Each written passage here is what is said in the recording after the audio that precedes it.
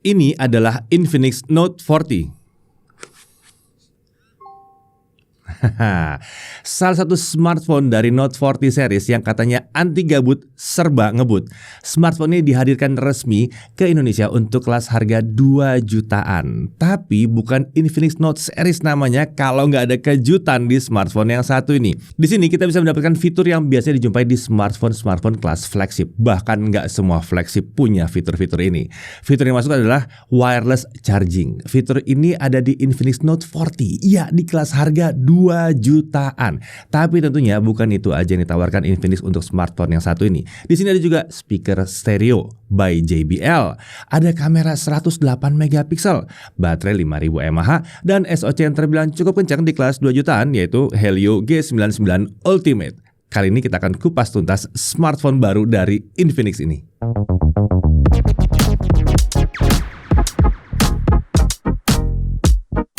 Ya, buat kalian yang nonton rekomendasi kami di kelas 2-3 jutaan, ini adalah salah satu yang mungkin terlewatkan karena video kami yang itu keluar duluan sebelum ini bisa tayang ya. Tapi harusnya yang satu ini masuk sih ke dalam rekomendasi itu. Oke, Infinix Note 40 ini pastinya jadi penerus dari Note 30, salah satu smartphone populer tahun lalu, tahun 2023. Infinix tentunya harus membekali Note 40 ini dengan banyak fitur supaya benar-benar layak jadi penerusnya si Note 30. Nah, apa aja peningkatan yang dihadirkan di sini? Nah, untuk menjawabnya langsung aja cek review ini ya. Kita mulai dari paket penjualan yang kita bahas nih. Pertama, ada unit smartphone-nya. Lalu, tentunya ada chargernya. Ada chargernya, dan ini adalah charger 45 watt. Kemudian ada kabel USB-C, ada hard case. Ya, ada hard case, bukan soft case, ada hard case di sini. Dan ada screen protector yang lengkap dengan kit pemasangannya di sini juga.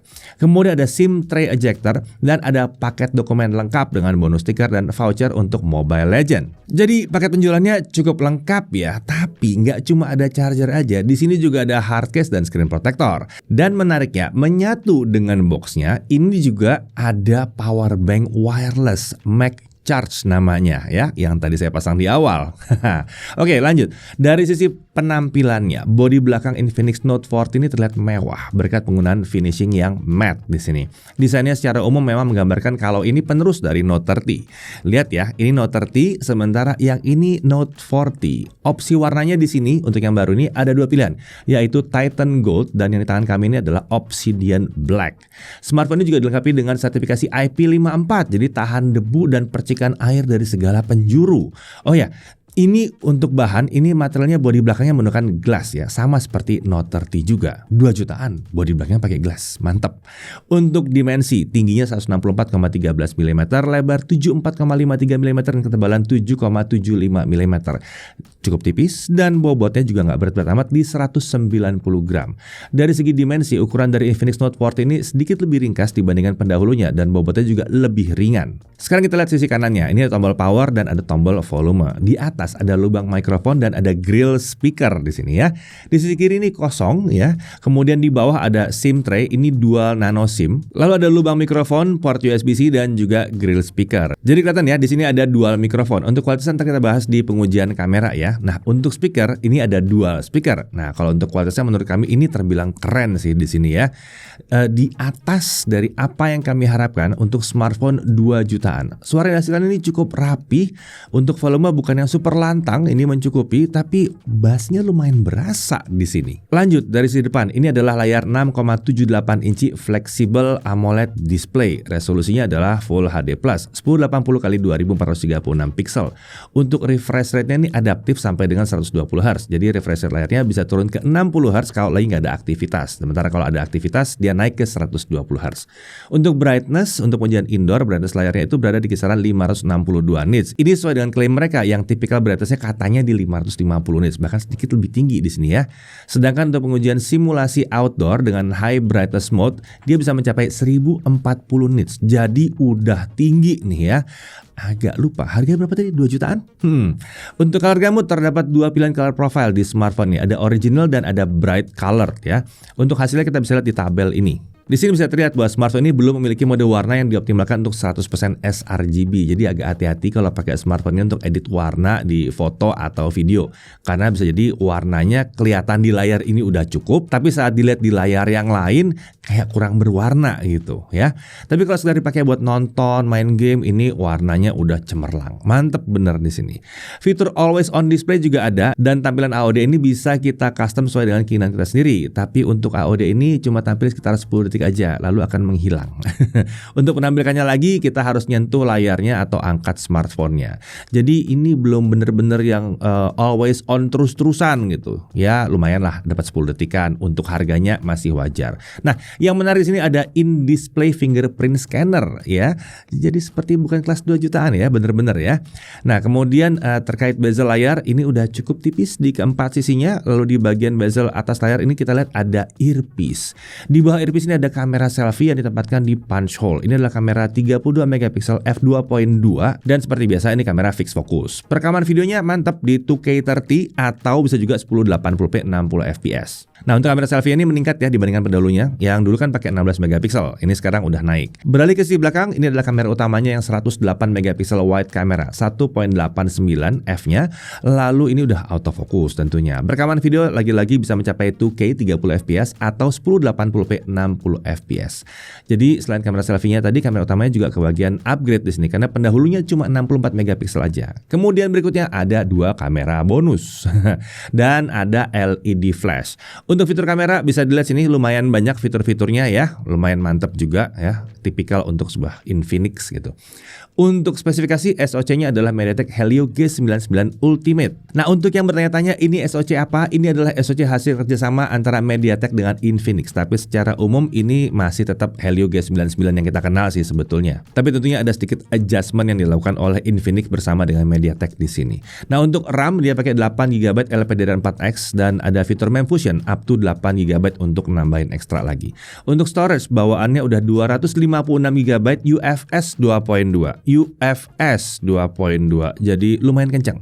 Untuk baterai 5000 mAh dengan kemampuan pengisian daya 45 watt all around fast charge 2.0 dan untuk wireless Mac charge-nya itu bisa sampai 20 watt. Smartphone juga support reverse wireless charging. Ya, jadi yang satu ini bisa ngecas perangkat lain secara wireless. Tentunya kalau perangkat lainnya itu punya kemampuan wireless charging juga. Selain itu, kalau kita pakai casing bawaannya, kita bisa nempelin si power bank yang udah support Mac Power di belakangnya. Jadi seperti ada baterai tambahan ya, sekitar 3000 mAh nempel di smartphone kita. Dan menariknya baterai ini tersedia dalam paket penjualan. Untuk fitur bypass charging gimana? Masih ada dong di sini tentunya. Jadi mau gaming sambil ngecas bisa ya. Untuk sensor-sensor ada G-sensor, E-compass, L-sensor, proximity sensor, gyroscope, hardware ada juga di sini. Untuk konektivitas tentunya ini masih 4G karena dia pakai G99. 2G, 3G, 4G bisa semuanya. Wi-Fi-nya Wi-Fi 5, Bluetooth versi 5.3, NFC ada dong di sini. Wi-Fi sharing juga bisa dan USB-nya tentunya bisa OTG. Dari sisi security-nya ini dia pakai in-display fingerprint sensor ya, jadi di layar ya, dan face unlock juga ada. Untuk OS dia pakai XOS yang berbasis langsung Android 14. Untuk jaminan update, smartphone ini dijanjikan akan mendapatkan update Android selama 2 tahun. Dan security patch bisa didapatkan selama 36 bulan atau 3 tahun ya.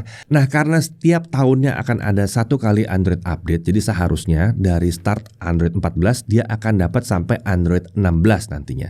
Nah, kalau soal iklan gimana nih? Selama kita nguji smartphone ini kami sama sekali nggak nemuin adanya iklan di sini.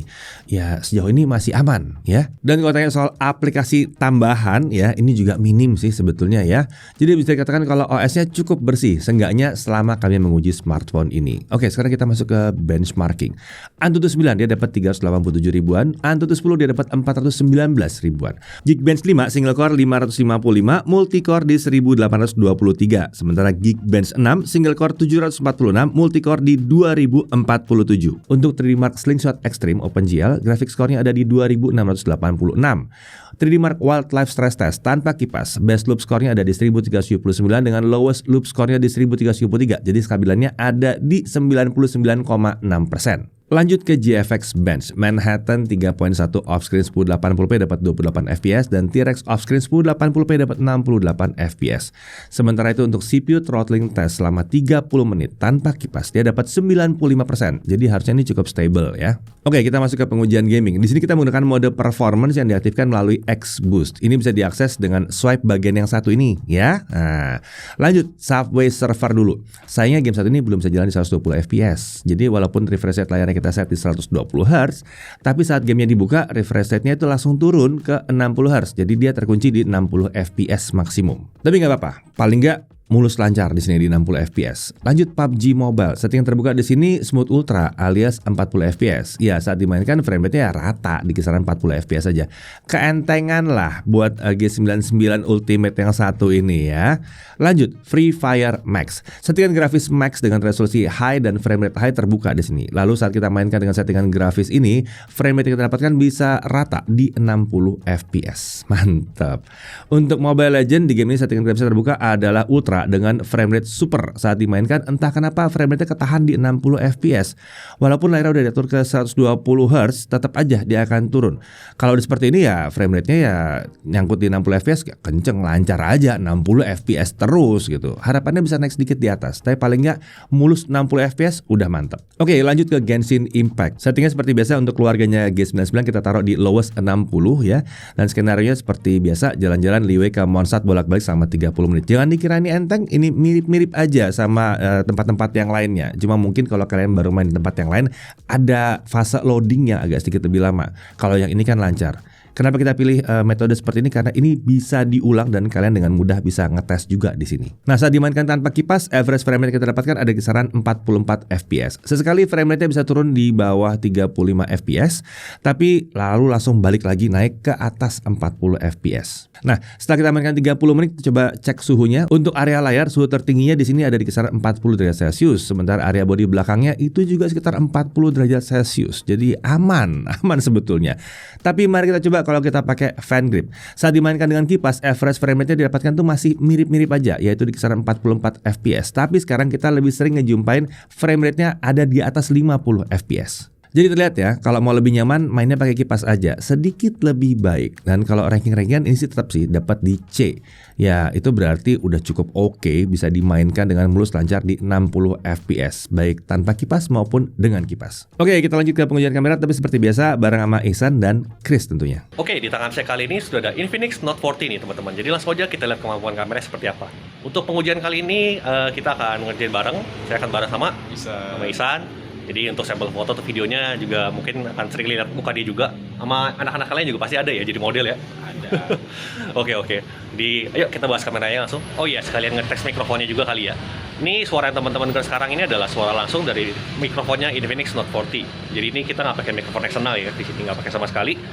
Jadi suara yang kalian dengar ini langsung dari mikrofonnya Infinix Note 40. Oh ya, kami juga mendapati kalau misalnya suara sekitar tuh lagi rame banget, itu suara kita bisa jadi agak tenggelam ya San ya. Iya.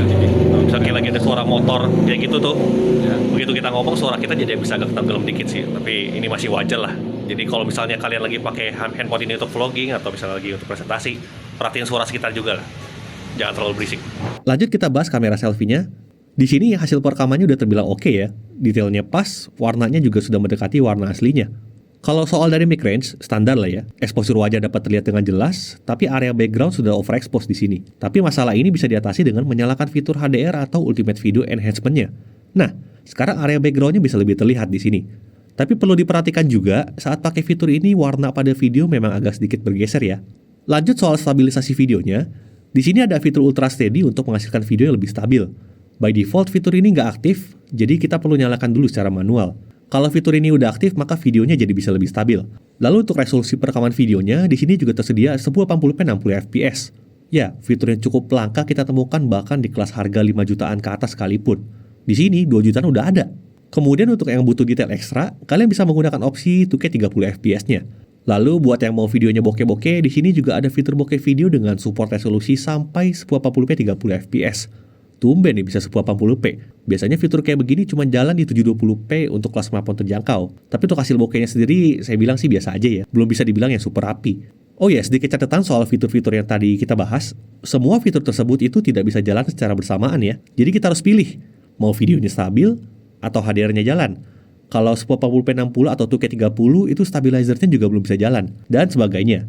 Masih ada beberapa SKB atau keterbatasan teknis di sini, tapi itu semua masih sangat wajar untuk kelas harganya. Lanjut ke kamera utamanya, di 1080p 30, video yang dihasilkan udah terbilang oke ya. Detail dan ketajamannya juga sudah pas di sini. Kalau untuk urusan warna, bagi kami saturasinya terasa lebih tinggi jika dibandingkan kamera selfie-nya. Dynamic range juga standar di sini. Kalau ingin meningkatkan dynamic range-nya gampang ya, tinggal nyalain aja fiturnya tadi yang namanya Ultimate Video Enhancement. Dan sama seperti kamera selfie-nya tadi, opsi perekaman video di kamera utamanya ini bisa sampai 2K 30 fps buat kalian yang butuh detail lebih tinggi. Untuk opsi 1080p 60 fps juga tersedia di sini. Jadi depan belakang bisa 60 fps nih, kemampuan yang cukup langka juga. Bokeh video juga tersedia untuk kamera utamanya ini ya. Tapi untuk hasilnya sendiri saya bilang sih belum yang rapi-rapi banget. Ya paling nggak lumayan lah, bisa di 1080p juga. Cuman memang kamera utamanya ini punya SKB yang mirip-mirip dengan kamera selfie-nya tadi. Satu fitur nyala, fitur lain mati. Stabilizernya juga efektif di 1080p 30 fps aja, dan sebagainya. Sekarang kita lanjut ke kondisi low light. Kita mulai dari kamera selfie-nya dulu. Kamera selfie-nya ini udah terasa agak soft ya gambarnya. Noise-nya sih terbilang minim. Tapi efek noise reduction-nya ini membuat gambar seperti ada efek cat airnya gitu. Lalu saat kita pakai mode 2K 30 fps, detail memang bisa sedikit lebih keangkat, tapi noise-nya juga lebih terasa. Untuk 1080p 60 fps, wajar ya kalau videonya lebih gelap, karena memang 60 fps itu butuh cahaya lebih banyak ketimbang 30 fps. Kami juga kurang merekomendasikan 60 fps untuk dipakai di low light ya. Mungkin itu baru smartphone kelas flagship aja tuh yang bisa 60 fps bagus di low light. Sekarang kita ke kamera utamanya. Kamera utamanya ini menghasilkan video yang lebih bersih dari noise dengan detail yang masih terjaga. Jitter stabilizernya masih terasa sedikit, tapi menurut kami sih ini masih di level yang wajar. Dan perlu diingat juga, efektifnya ini hanya di 1080p 30 fps aja ya. Karena di atas resolusi ini, stabilizernya tuh nggak bisa bekerja. Di kamera utamanya ini juga stabil dari sisi frame rate-nya. Kami nggak menemukan adanya frame drop di perekaman video dengan kondisi segelap ini. Overall, kamera selfie dan kamera utamanya termasuk yang cukup bisa diandalkan untuk video low light. Nah, untuk hasil foto-fotonya, kami sih nggak banyak komplain ya. Baik kamera selfie maupun kamera utamanya udah bisa diandelin lah untuk menangkap momen sehari-hari. Di kondisi low light pun hasil foto-fotonya lumayan oke. Kalau misalnya di low light kurang terang, ada fitur super night yang bisa bikin gambarnya jadi lebih terang lagi. Oh iya, secara default untuk hasil warnanya ini lebih ke arah natural ya. Kalau kalian lebih suka warna yang lebih gonjreng, ada fitur AI Color Enhancement di sini. Jadi tinggal disesuaikan aja dengan selera masing-masing lah. Kalau saya pribadi sih cenderung lebih suka yang natural ya. Sekarang kita lanjut bahas fitur-fitur ekstranya. Yang pertama tuh ada slow motion di sini dengan resolusi 720p 120 fps. Kualitasnya juga lumayan oke. Lalu ada juga slow mo 240 fps, tapi ini hanya bisa merekam untuk beberapa detik aja. Lalu ada fitur dual video di sini seperti namanya. Dengan fitur ini kita bisa merekam video dari kedua kamera sekaligus. Lalu saat merekam kita bisa ganti-ganti kameranya dan geser-geser tampilan kameranya seperti ini. Lumayan lah ya buat vlogging. Lalu ada fitur yang namanya Sky Shop. Dengan fitur ini kita bisa mengubah bagian langit menjadi seperti ini. Keren kan ya? Kalau misalnya keadaan langitnya kurang ideal, kita bisa banget pakai fitur ini supaya langitnya bisa kita gonta-ganti sesuai selera kita. Lalu ada fitur promote juga di sini. Di mode Pro ini tersedia fitur manual yang memungkinkan kita untuk mengatur shutter speed mulai dari 1/1500 detik hingga 30 detik. Dan ISO-nya bisa kita atur dari 100 sampai 6400. Cuma ini hanya bisa untuk foto ya, kalau untuk video sayangnya belum bisa. Oke, tentunya nggak ada kamera smartphone yang sempurna ya. Beberapa hal yang bisa saya komplain terkait kameranya adalah sebagai berikut. Yang pertama, stabilizer videonya itu hanya efektif di 1080p 30 fps aja, nggak bisa lebih. Harapannya sih paling nggak udah mulailah 2 jutaan tuh ada gitu ya 1080p 60 fps bisa stabil. Kemudian ada beberapa SKB atau syarat dan ketentuan berlaku terkait fitur-fitur kameranya. Dan itu mesti diperhatikan sama penggunanya. Namanya smartphone terjangkau, wajar kalau semua fitur tidak bisa aktif berbarengan. Jadi kita harus milih mau videonya stabil, dynamic range-nya bagus, atau mau pakai fitur bokeh dan sebagainya. Lalu sayangnya di sini nggak ada kamera ultra wide. Kemudian entah kenapa ya, fitur grid tidak tersedia di mode perekaman video. Jadi fiturnya ini hanya ada untuk mode foto aja. Paling udah sih gitu aja. Overall bisa dibilang Infinix Note 40 ini punya kamera yang tergolong lumayan bagus di kelasnya. Kamera selfie dan kamera utamanya mumpuni, baik untuk foto atau video. Fitur-fiturnya juga cukup menarik. Tinggal kalian perhatikan aja keterbatasan yang saya jelasin tadi. Kalau memang kalian mencari smartphone 2 jutaan dengan kamera yang cukup mumpuni, ini jelas bisa jadi opsi yang menarik. Dan pertanyaan yang mungkin akan banyak kalian tanyakan juga, apakah pengguna Infinix Note 30 series itu cocok untuk upgrade ke sini demi kameranya? Menurut kami sih belum ya. Nikmati aja dulu smartphone kalian, Infinix Note 30, Infinix Note 30 Pro, karena perubahannya juga nggak nggak sesignifikan itu. Ini akan lebih cocok buat mereka yang belum kebagian Note 30 series. Oke, sekian pengujian kameranya Infinix Note 40. Kita lanjut lagi ke pembahasan berikutnya. Lanjut ke pengujian baterai. Untuk lokal YouTube video playback 1080p, dia bisa dapat 21 jam 31 menit. Sebuah hasil yang normal untuk 5000 mAh ya. Menurut kita ini normal 21 jam 31 menit. Ya bagus sih, bagus. Untuk YouTube streaming 1080p selama 30 menit, kita dapat 3% baterainya turun. Lalu untuk mainan TikTok selama 30 menit baterainya turun sekitar 5%. Genshin Impact 30 menit di lowest 60 fps baterainya turun hanya 9% aja. Jadi ya cukup irit yang satu ini. Untuk charging dengan charger bawaan yang 45 watt tadi, untuk mencapai 50% hanya butuh waktu 29 menit, sementara untuk mencapai 100% butuh waktu 1 jam 2 menit. Cukup oke ya. Walaupun memang harapan kami di bawah 1 jam sebetulnya, tapi udah cukup oke kok 1 jam ya. Untuk pengujian lain-lain, untuk Netflix dia udah support widescreen L1 tanpa dukungan HDR tentunya. Untuk YouTube dia bisa playback video sampai resolusi 1440p 60 fps, dan untuk playback video HDR belum bisa di sini. Tapi wajar banget untuk kelas harganya. Untuk haptic feedback getarannya udah cukup terasa, tapi masih sedikit kurang rapih ya. Saran kami dicoba-coba aja dulu, di setting-setting dulu ya. Kalau misalnya ternyata belum cukup bagus buat kalian, ya bisa dimatiin juga. Tapi mungkin kalian masih bisa nemu titik pasnya, ya jadi masih bisa dipakai gitu ya. Jadi dites-tes aja dulu kalau memang kalian membeli yang satu ini. Nah, selain Note 40 yang kami review, sebetulnya masih ada satu varian lagi dari keluarga Note 40 series. Varian yang masuk adalah Note 40 Pro yang sekaligus menjadi varian tertinggi di Note 40 series. Untuk speknya dia masih pakai MediaTek Helio G99 Ultimate dengan opsi RAM 8GB LPDDR4X. Lalu untuk layarnya Infinix Note 40 Pro ini pakai 3D Curve AMOLED 120Hz dengan resolusi FHD+. Untuk kameranya dia pakai selfie kamera 32 MP dan 108 MP main kamera, dan dilengkapi dengan Optical Image Stabilization yang satu ini ya. Dan ini ditemani juga dengan 2 kamera bonus sama seperti Note 40-nya. Baterainya sama di 5000 mAh, tapi untuk dukungan pengisian dayanya ini beda di 70 watt. Dengan dukungan pengisian daya 70 watt All Round Fast Charge 2.0, dan juga ada 20 watt Wireless Max Charge ya. Sementara untuk speakernya Note 40 Pro juga pakai dual speaker by JBL. Untuk varian warnanya juga ada 2 ya, tapi ada Titan Gold di sini dan ada Vintage Green ya. Itu yang agak beda ya. Nah, untuk harga Infinix Note 40 Pro itu untuk varian 8256 itu dijual di harga 3.499.000, tapi di awal akan ada flash sale eksklusif di Shopee yang membuat harga jadi 3.199.000. Jadi dicek aja di situ ya. Sementara untuk Note 40 yang kita review kali ini disebut Infinix akan dipasarkan di harga kisaran 2.799.000, tapi di awal itu akan ada flash sale dan harganya akan turun ke 2.499.000 khusus di Lazada. Lalu untuk yang beli secara offline di retail store itu akan dapetin gift box yang berisikan TWS dari Infinix juga, tapi kasih catatan promo ini terbatas. Jadi cek aja ya di mana itu dijualnya, jangan sampai kelewatan kalau emang kalian cari yang satu ini. Penjualan perdananya akan mulai di 22 Maret 2024 mulai dari jam 00. Untuk detail harganya dan linknya itu bisa dicek di dalam deskripsi video ini. Oke, sekarang kita masuk ke hal yang perlu diperhatikan. Pertama, konektivitasnya ini masih 4G, tapi ya nggak terlalu masalah juga sih ya. 2 jutaan 4G masih oke lah ya. Lalu di sini nggak ada kamera ultrawide, jadi hanya single kamera plus bonus aja untuk kamera utamanya. Dan di sini sudah tidak ada audio jack ya. Tapi ya TWS juga udah murah-murah sekarang. Kemudian untuk SIM tray-nya ini hanya bisa untuk 2 nano SIM, nggak mendukung penggunaan micro SD. Pastikan aja kalau beli yang satu ini 256GB udah cukup, tapi harusnya 256 sih emang udah cukup sih ya. Lalu untuk tombol sampingnya menurut kami ini agak sedikit kurang nongol aja gitu ya.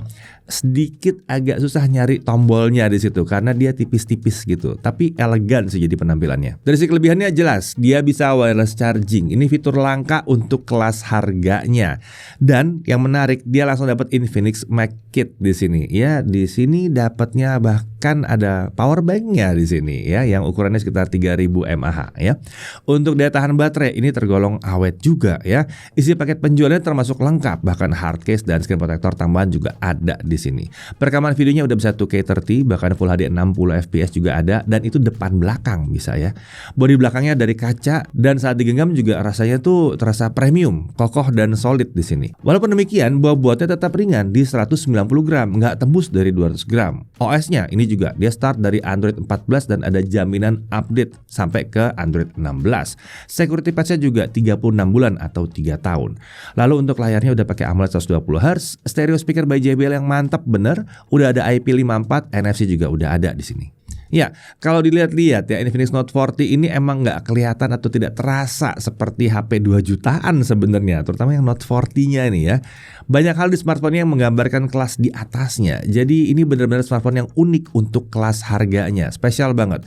Kalau dibandingkan dengan pendahulunya Note 30, smartphone ini juga terlihat mengusung beberapa peningkatan. Jadi smartphone ini cocok untuk yang mencari smartphone yang kaya fitur di harga 2 jutaan. Kemampuannya juga terbilang all-rounder, bisa jadi smartphone utama yang siap untuk berbagai kebutuhan juga. Menariknya karena ada IP54, ini juga cocok untuk yang suka aktivitas outdoor. Jadi aman dari percikan air, kalau kena hujan tipis-tipis nggak ada masalah. Dibawa motoran nggak masalah lah ini ya.